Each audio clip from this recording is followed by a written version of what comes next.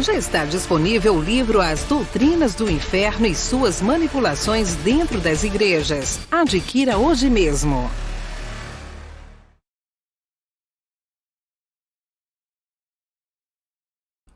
Olá, abençoados! Graça e paz! Bem-vindos ao canal da Graça Pura. Eu me chamo André Pimentel. Muito obrigado a todos que têm nos acompanhado em várias redes sociais, os abençoados. Ontem nós tivemos uma live maravilhosa lá no TikTok. Quem teve a oportunidade de acompanhar, tá? Às sextas-feiras estamos lá no TikTok às 20 horas. Então pôde aproveitar e desfrutar de uma companhia muito agradável, de um papo excelente. Eu creio que todos nós crescemos em graça e em conhecimento. E também não é diferente aqui nesse estudo hoje, que nós estamos tratando desse livro. Estamos tratando do livro de Apocalipse. Então nós vimos na última mensagem o que foi a última trombeta, a sétima trombeta, e o seu significado. Que foi o quê? Anunciar a expansão do reino de Deus, que antes atingia somente a um povo, a uma nação, Israel, e agora o mundo recebe este reino, o reino de Cristo. E o mundo nunca será destruído, ou seja, esse reino é um reino eterno. E começamos o quê?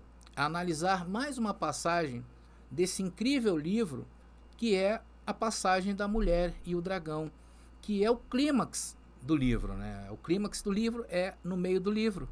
Então tudo o que Apocalipse aponta até chegar na passagem da mulher e o dragão apontava para esse símbolo. E tudo que nós vamos ver até o final do livro vai continuar apontando para esse símbolo. Isso é um quiasmo, nós falamos sobre isto. Nós vimos ser um grande sinal, isso é um grande sinal que aconteceu, que é uma alegoria. E conforme eu disse para vocês, que aponta para vários eventos e várias realidades. Então, se você não viu essa mensagem, eu quero te convidar a assistir o nosso último vídeo, tá? Que na verdade nós já estamos, se não me engano, estudando Apocalipse, estamos na 19ª mensagem, isso mesmo, 19ª mensagem, em que estamos o quê? Revisitando estas profecias e dando uma ressignificada. Isto porque, ao entender o preterismo completo, passamos a ter uma visão mais apurada deste livro, que para muitos esse livro ainda mete muito medo, devido ao anacronismo do sistema religioso. Eu vou falar um pouquinho também sobre isso nessa mensagem. Porém, para os sábios, como nós, é um símbolo, Apocalipse é um símbolo de alegria. Pois aqui vemos exatamente quando o reinado do nosso Deus começou, né? Começou de uma forma ampla e não somente a uma, conforme eu falei, a um povo.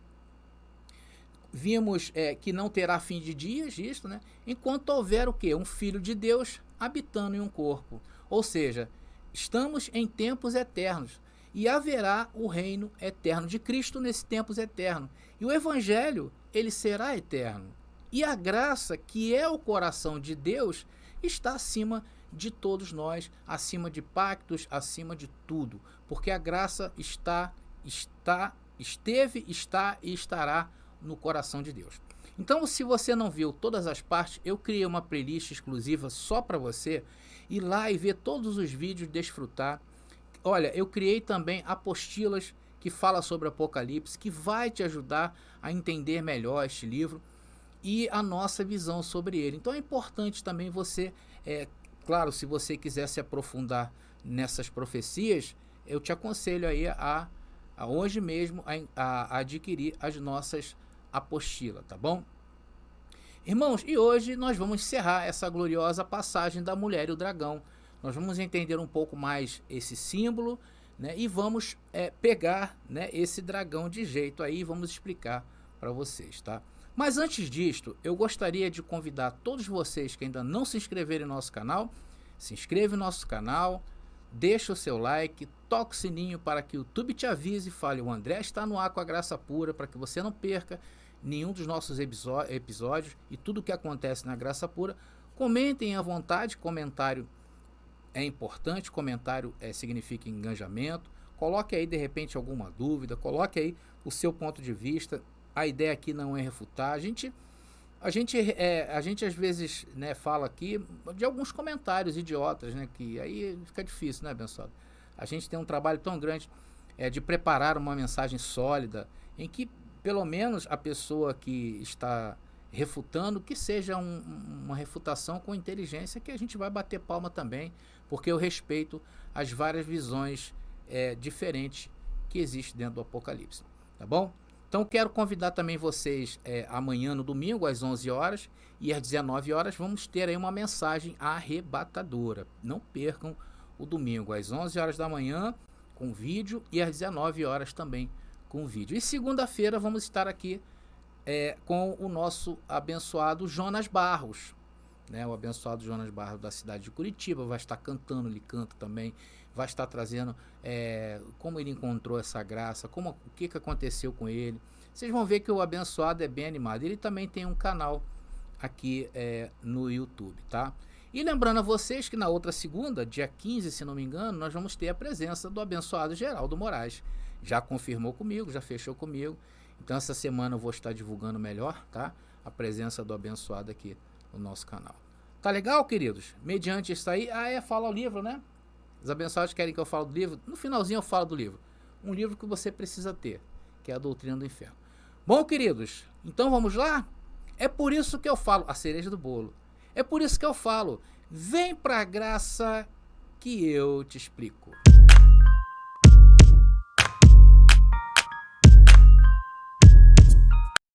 Meus amados irmãos, minha família da fé, eleitos, predestinados antes do começo do mundo, antes que havia o mundo, antes da fundação do mundo, separados para essa glória.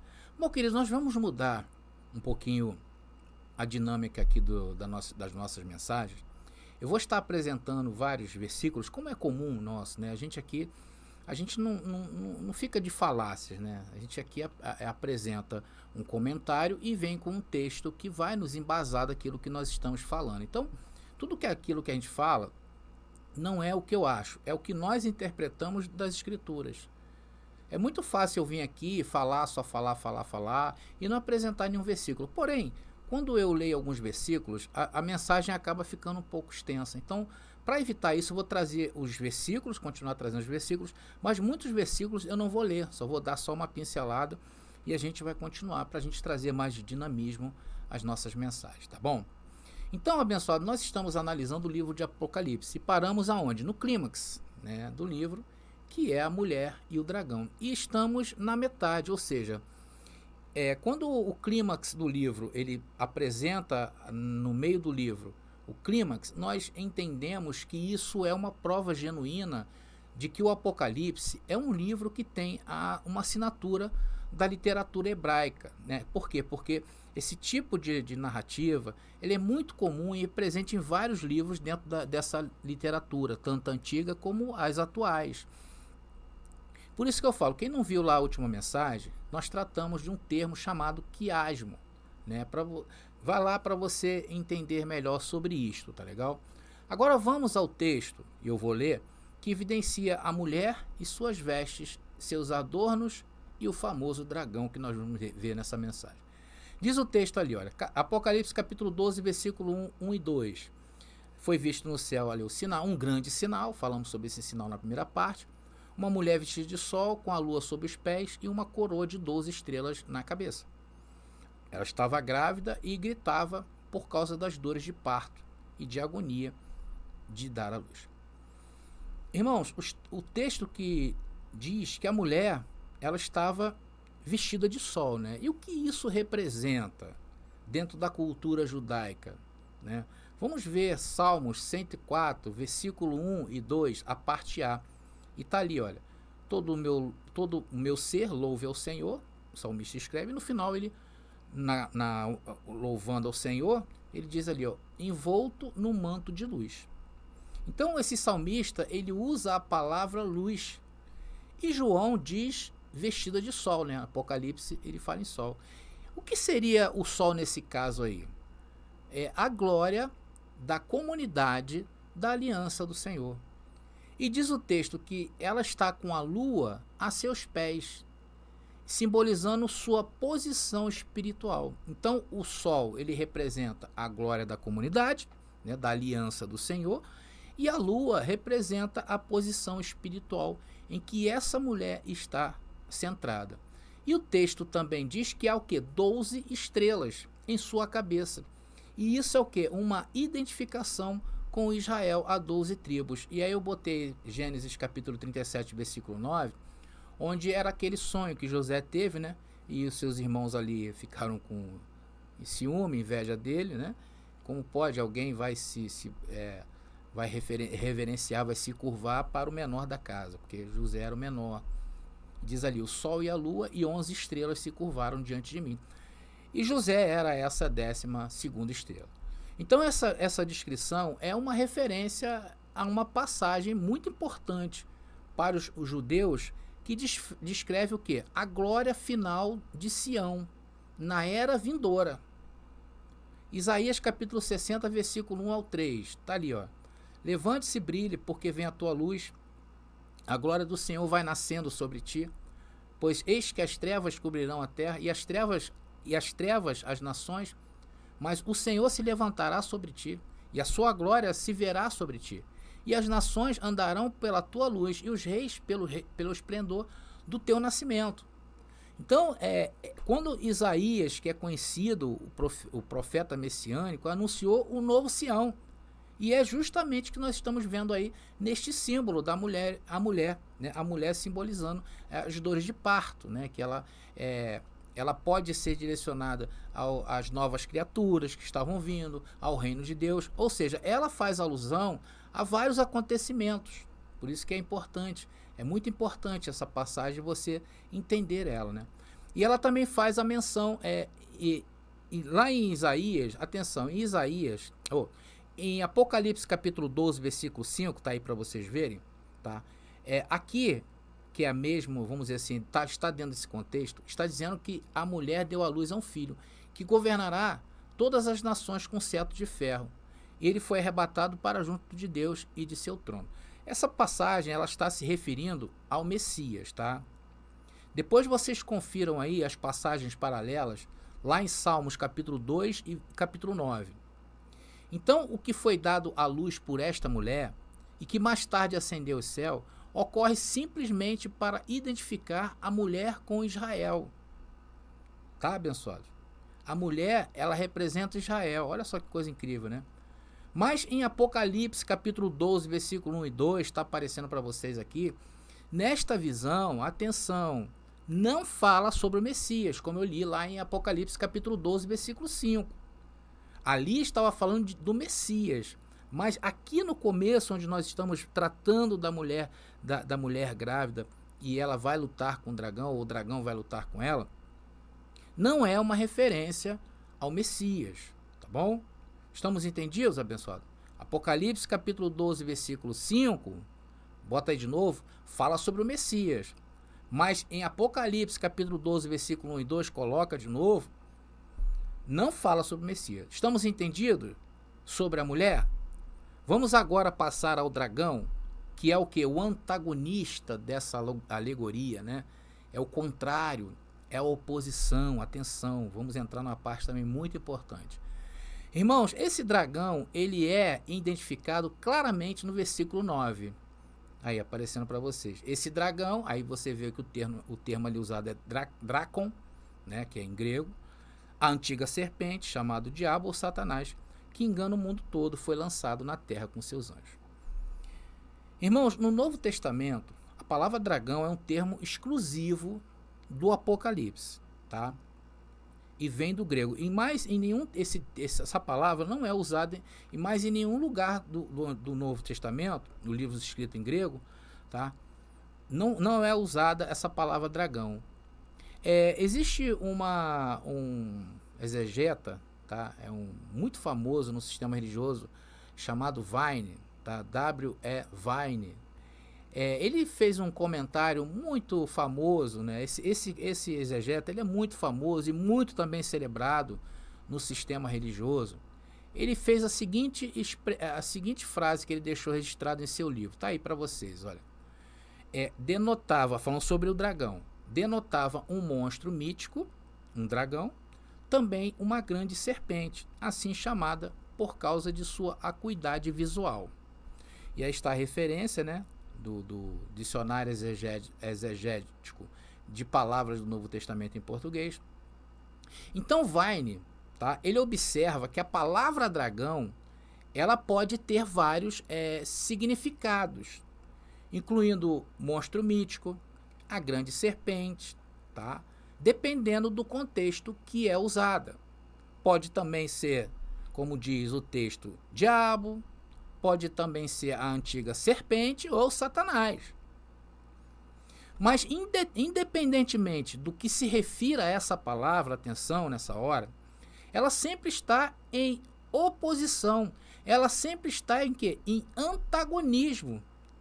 E neste caso que nós estamos vendo, exercia um antagonismo contra a mulher, nessa imagem que nós estamos notando.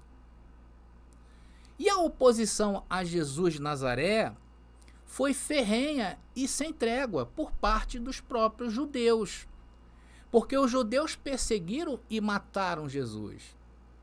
Por esta razão, irmãos, olha, presta atenção na parte que eu estou entrando agora. Por esta razão, estava sendo substituídos os pactos, estava sendo substituídos as eras, né? A era do porvir estava vindo, né? E a era presente estava terminando. O velho mundo estava sendo julgado e condenado, enquanto o novo de Deus estava nascendo. É isso que a mulher está representando. E havia um dragão que se opunha a essa mulher. Então o dragão, neste caso, foram todos os que perseguiram e mataram. Foram todos os que Deus enviou de alguma forma durante toda a história. Irmãos, tanto que a condenação a Israel, ela foi proferida por Jesus e ela foi dada lá em Mateus capítulo 23. Vamos ver esse trecho? Vou botar aí, tá? Não vou ler ele todo. É do versículo 33 ao 36. Tá ali, olha. Serpentes, raça de víboras. O que é isso? Não é um antagonismo? Não é um dragão? A quem Jesus está se referindo aqui? A um ser espiritual? Claro que não. E lá, em Apocalipse? Também não. Aí Jesus fala, por isso eu lhes envio profetas, homens sábios e mestres da lei. Aí vocês crucificarão, açoitarão, matarão, perseguirão de cidade em cidade. E como resultado disto, vocês serão responsabilizados pelo assassinato de todos os justos, de todos os tempos. Tá entendendo, abençoado? Eu lhes digo a verdade, esse julgamento cairá sobre esta geração, ou sobre a presente geração. E mais tarde, queridos, os judeus escolheram quem? A Barrabás. Não foi assim quando foi levado ali naquela praça pública? Escolheram Barrabás e condenaram Jesus à morte. E ainda por cima, Pilatos falou, não vejo condenação nesse homem, vou lavar as minhas mãos, para que o sangue dele não caia em mim. E os judeus corroborando para que o sangue de Jesus não caísse sobre Pilatos, ainda falou, deixa que o sangue dele caia sobre nós e nossos filhos. Então a palavra dragão, naquele contexto de Apocalipse, que eu estou falando de Jesus de Nazaré, escrito por João, dentro da história bíblica, evidencia quem? Os inimigos, os opositores, diabo, de Deus. Os dragões é uma figura de linguagem atemporal. O antagonismo, irmãos, ele existe desde que o homem está na Terra. Agora, as religiões deram nome a esse antagonismo. Neste caso aqui, estamos tratando do antagonismo entre o bem e o mal. Se você for pesquisar, o cristianismo tradicional botou o nome e trouxe o diabo, que é um adjetivo, para os dias de hoje, tratando esse diabo como um ser do mal, espiritual do mal. Hoje, irmãos, a verdade é que nós temos os nossos dragões, nós temos os nossos opositores da verdade. E aqui no nosso caso, no nosso contexto, né, eles são opositores ao quê? Às verdades que nós estamos falando, as verdades espirituais. Paulo fala das hostes da maldade, Mas não significa que isso seja algo espiritual. Irmãos, preste atenção no que agora que eu quero passar para vocês. Eu vou sair um pouquinho do tema do Apocalipse do dragão, mas estamos ainda tentando contextualizar esse dragão com vocês. Por isso que é muito importante saberem que a espiritualização do mal chega a ser uma heresia. Sabia? Não existe espiritualização do mal. Quem trouxe isso ao mundo foi o cristianismo. Porque daí da espiritualização do mal veio quem? A criação do ser diabo, Satanás, demônios. Que dentro do contexto bíblico, trazer para os dias de hoje é um anacronismo. Recortaram os diabos dentro daquele contexto, os dragões, as serpentes, o anticristo, a besta, e trouxeram para os dias de hoje e apontaram, é o diabo. E tem os seus anjos, que é tratado como demônio. E isso é o quê? É um anacronismo, acrescido de quê? De doutrinas pagãs. Irmãos, até mesmo em algum contexto, nós podemos entender, como a lei dada a Moisés, um opositor. A lei de Moisés como um entrave para a entrada do reino de Deus. Por isso que houve o Apocalipse. Vocês estão entendendo? Porque nesta parte aqui, alguns autores preteristas completos defendem a espiritualização do mal. Alguns autores sim, nós não. E consequentemente a existência de seres espirituais que representem o mal, como o diabo, demônio, Satanás, dragão, serpente, anticristo. Nós, desse pensamento do preterismo completo que alguns trazem, nós estamos fora, nós não aceitamos desta maneira. Irmãos, olha só, dentro da cosmologia hebraica, você já ouviu falar desse termo, cosmologia hebraica? Nós vemos figuras, como por exemplo em Jó. O que diz Jó? Que quando os filhos de Deus se apresentavam perante o Senhor, e com eles vinha quem? Satanás. Não é isso que diz o texto? Aí você traz para os dias de hoje, aí não existe Satanás, André? Calma. Irmãos, nós sabemos que isso aí, essa passagem, nós não vemos ela literalmente.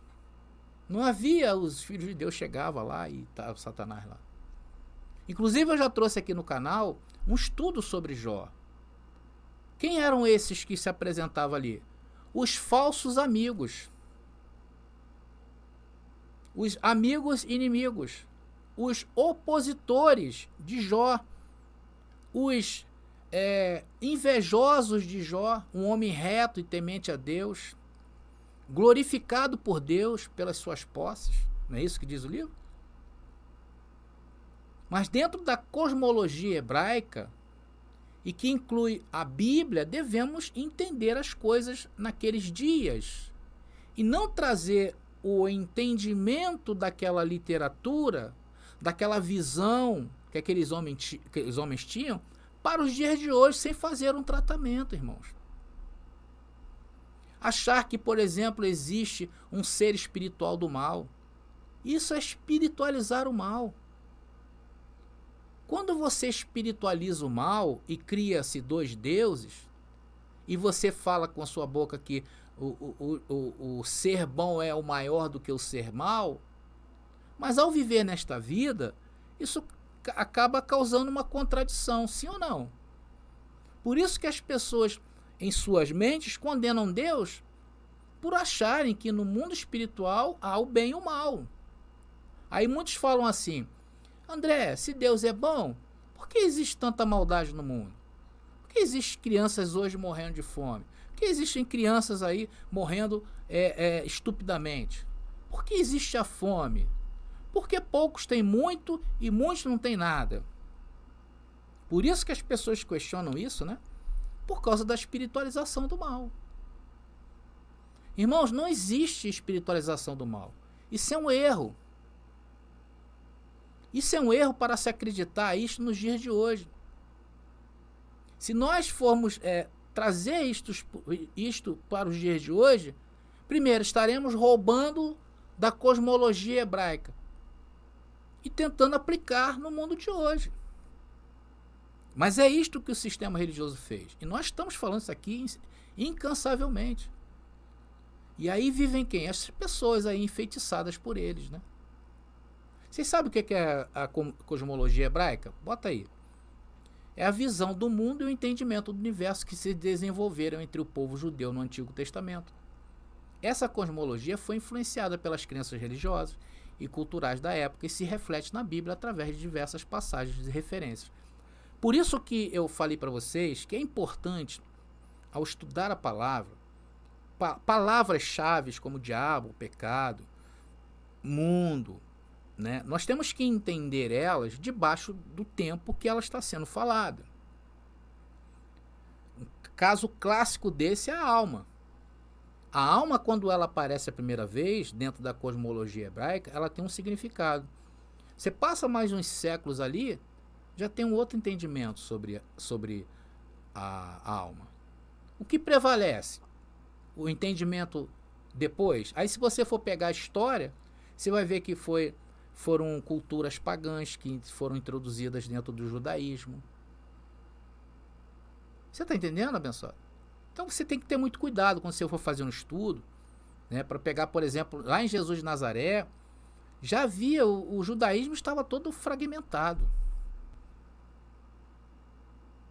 Então, como você hoje, irmãos, preste atenção, como você hoje vai pensar a vida dentro dessa cosmologia, dentro dessa visão de mundo que era pequeno? Nós não podemos agir assim, estão entendendo? Irmãos, para se viver essa cosmologia hebraica daqueles dias, teremos que fazer o quê? Um anacronismo. O que é um anacronismo, André? Está aí aparecendo para vocês. É um erro de interpretação que ocorre quando o objeto, evento, pessoa, linguagem ou ideia é considerada fora do seu contexto histórico-cultural, sendo colocado em um tempo ou ambiente que não corresponde à sua realidade. Aí você vem, recorta, né, a parte de Jó, que eu falei Jó, né, citei Jó. Aí você fala assim, André, como é que não tem? Isso é um anacronismo, irmão. Você tem que entender aquele tempo. Mas vamos voltar ao dragão. Vocês entenderam, queridos? Porque nós vamos falar sobre o dragão. Então o ato de derrotar o dragão ou a antiga serpente encerra o quê? O longo ciclo de maldição e conflito entre a mulher e a serpente de Gênesis capítulo 3, versículo 15. Por esta razão, por esta razão, essa figura de destaque na profecia de João está no centro do livro, que é o clímax de Apocalipse. A derrota do dragão de Apocalipse encerra justamente o quê? O período da lei de Moisés. A Torá, que era para a carne. E agora entraria o novo de Deus, a lei espiritual. Em Isaías há uma referência a Leviatã. Vocês já ouviram falar do Leviatã? Era um bicho que vivia nas profundezas dos mares. Muita gente acredita que isso aí existiu, irmão. E lá nessa profecia diz que quando o Senhor chega, mata, né? Mata ele. Aqui nós estamos vendo o seu cumprimento, aparecendo para vocês aí. Apocalipse capítulo 12, versículo 9. Esse enorme dragão, a antiga serpente, chamado Diabo, Satanás, que engana o mundo todo, foi lançado na terra com seus anjos. Então a primeira coisa em mente, preste atenção, que devemos ter ao ler certos trechos de Apocalipse, é que estamos tratando de uma visão pertencente a um tempo. E que para extrair a verdade para os dias de hoje, não podemos ler um versículo desses e achar que aí está o ser espiritual do mal. Um ser espiritual. Nós sabemos que dragão, antiga serpente, diabo, Satanás, Leviatã, Azazel, que era o bode expiatório, todos estes símbolos representaram o quê? Oposições diante dos fatos históricos que a Bíblia apresenta. Ou seja, essas figuras são as mesmas, apesar de terem diferenças de nome e imagens também que vêm à nossa mente, porque você imagina. Que eram o quê? Os que enganavam. Que eram o quê? Os que matavam. E que eram o quê? Os que roubavam. Quem enganava, quem matava e quem roubava? senão o homem? E neste contexto, quem eram? Os príncipes de Israel, os principais, a cúria judaica. Estes eram os anjos de Israel. Porque anjos, neste contexto, fala de cabeças representantes do judaísmo bíblico. Era esta a legislação judaica antiga que estava caindo. Neste momento representava o quê? O fim de um período. Está entendendo? Em Apocalipse capítulo 12, versículo 13 ao 17, veja o que está aparecendo aí para vocês. Eu não vou ler, mas veja aí, abençoado. Falando do dragão, não é isso? Percebeu que havia sido lançado na terra, perseguiu a mulher. Né? Ela, porém, recebeu 2 asas, como as de grande águia. Você vê uma guerra aí, uma luta sendo travada. Aqui é relatado como Satanás a oposição e desencadeia o que? Sua fúria contra a igreja na terra. E a terra ali quer dizer o que? Gé. Não é cosmos. E quer dizer o que? Terra de Jerusalém. E quem perseguiu a Jesus de Nazaré e sua igreja antes do ano 70? Quem foi? Foi o ser espiritual? Não, foram os judeus. Estes foram os primeiros perseguidores da igreja, da primeira era cristã. Depois também teve os romanos, que eu vou falar também mais um pouquinho na frente. Mas aqui no contexto de Apocalipse, eram judeus. O texto diz que ela deu à luz ao filho varão, versículo 13. No entanto, ela escapa de seu alcance conforme vamos ver nos próximos estudos, que é um outro agente terreno de oposição, que foi o Império Romano. Ao longo desta cena que nós estamos analisando, da mulher e o dragão, onde a igreja cristã em Israel escapa da corrupta, inimiga e opositora Jerusalém, lá em Apocalipse 11, versículo 8, já lemos várias vezes, o versículo que faz referência espiritualmente ao Egito. Então, a igreja cristã em Israel escapa da corrupção de Jerusalém. E aqui, irmãos, ele faz um paralelo. Se você perceber essa fuga da igreja de Jerusalém, ela faz um paralelo quando o povo estava no deserto e estava caminhando para onde? Para Canaã, fugindo da terra do Egito e marchando em rumo a Canaã, pelo deserto. Isso é um paralelismo com a saída do povo do Egito. Por isso que Paulo em Hebreus escreve o quê? Para o povo entrar no descanso, para não perecer, como seus antepassados pereceram no deserto. Era necessário o quê? Perseverar nestes dias difíceis. Vamos ler, vou fazer questão de ler esse Hebreus capítulo 3, versículos 17 e 19. E quem deixou Deus irado durante 40 anos? Não foi o povo que pecou e cujos corpos ficaram no deserto? E a quem Deus se dirigiu quando jurou que jamais entrariam em seu descanso? Não foi ao povo que lhe desobedeceu? Vemos, portanto, que não puderam entrar no descanso por causa de sua incredulidade. Por isso que a ordem era o quê? Perseverar e descansar no Senhor. Já Pedro escreve que aquela terra que lhes escrevia, a Jerusalém, que existiria até aqueles dias, estava destinada a ser queimada. Mas que eles perseverassem, porque eles herdariam o quê? Uma nova terra.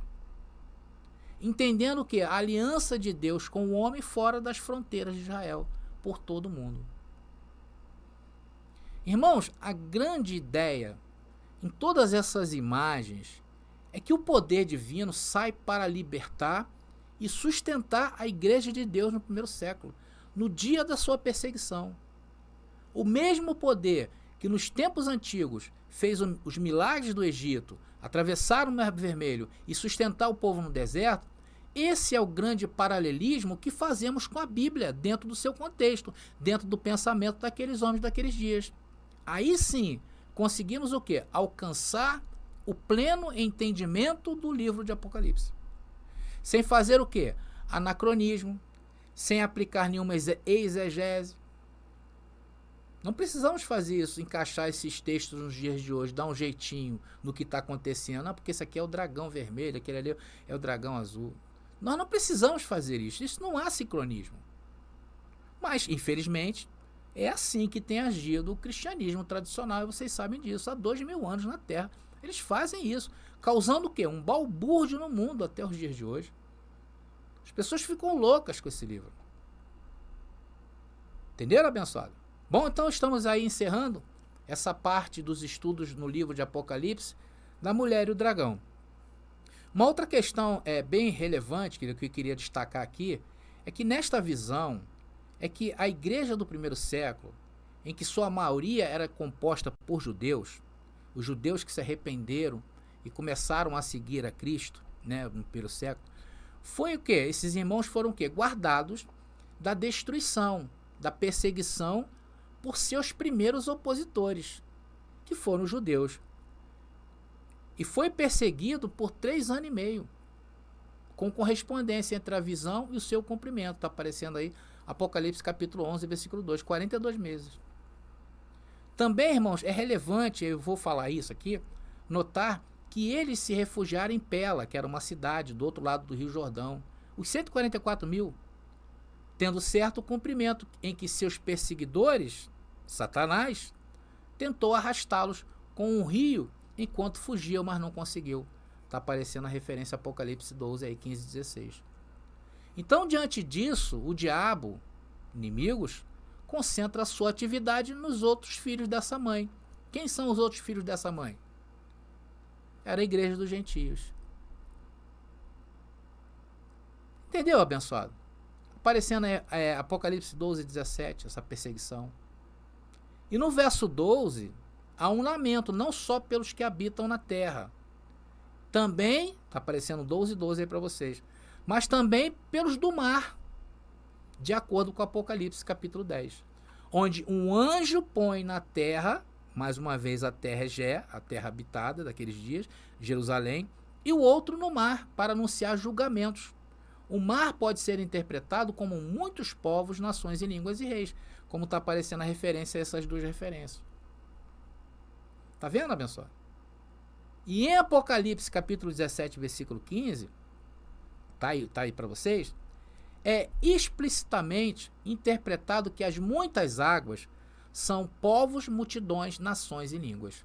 De modo que esses habitantes do mar são os gentios, mas por sua vez são os outros descendentes da mulher. Portanto, crentes que, segundo o que está aparecendo para vocês, né, no versículo 12 e 17 que eu já apresentei, eles seriam perseguidos pelo dragão. Está entendendo, abençoado? Isso conecta o sinal de Apocalipse, capítulo 12, da mulher grávida lutando com o dragão, com esta interpretação limpa, clara, textual, histórica e cultural desta visão que eu estou passando para vocês. Entendendo, nós estamos entendendo esta visão com a mente que temos hoje, afastada da onde? Do cristianismo tradicional, do tradicionalismo. Porque se nós formos estudar pelo viés do tradicionalismo, irmão, é uma confusão, é um samba de crioulo doido. Por isso que nós passamos a entender, por isso que nós estamos fazendo esses estudos, porque é uma ressignificação. Diante das atrocidades que foram cometidas contra a igreja do primeiro século, e todos os enviados de Deus à nação de Israel, como diz lá em Mateus capítulo 23, não é isso? Que os inocentes que eles mataram, havia uma pergunta no ar. Que pergunta é essa? Quem vingará o sangue dos inocentes? E Apocalipse nos mostra essa resposta dada por Deus.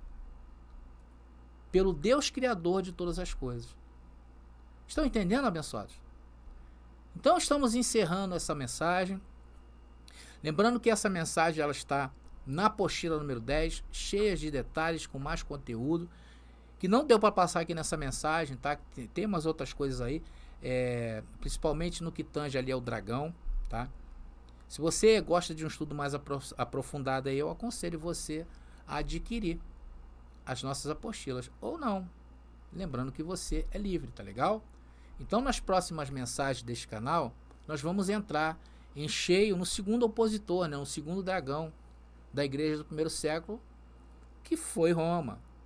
E vem mais dragões por aí, abençoado, diabos, serpentes, para a gente entender o livro de Apocalipse, tá legal? E aí a referência é o Império Romano, com as suas bestas, tá bom? Então não perca, tá legal, abençoado? Espero que vocês tenham gostado e mais uma vez eu digo para vocês, se não entendeu, veja de novo, que há muita glória aí, tá? Graça e paz e até a nossa próxima mensagem. Você pediu nossos estudos em apostilas? Já chegaram e estão disponíveis. Elas estão divididas em 10 temas com referências, esboços e comentários. Ideal para quem quer ensinar em família, em reuniões ou mesmo para quem deseja abrir um canal no YouTube. Faça contato agora mesmo pelo nosso WhatsApp 21 979 87 46 68 21 979 87 4668. Nossas apostilas foram feitas para você ensinar com qualidade e harmonia com a palavra.